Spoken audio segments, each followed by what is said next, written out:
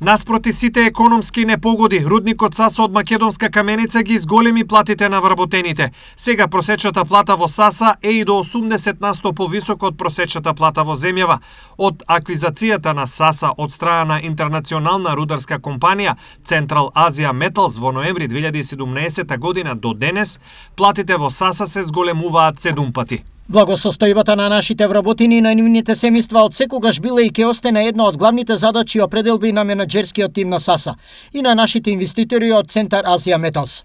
Во исто време, Саса ќе продолжи со инвестициите во одржлив развој, затоа што тие се најдобриот начин како да се трасира патот кон подобра иднина.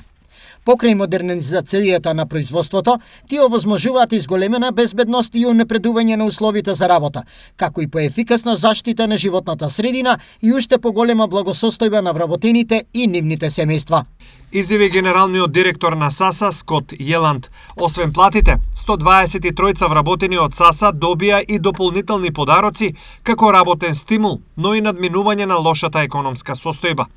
Во истиот контекст, Саса секоја година вложува повеќе од $300,000 во различни области значени за животот и просперитетот на луѓето и локалната заедница, како што се образованието, науката, заштитата на животната средина, здравствената заштита и ранливите социјални групи. Рудникот за олово и цинк Саса е најголемиот подземен македонски рудник. Од ноември 2017 Саса е дел од Central Asia Metals, интернационална рударска компанија што котира на лондонската берза.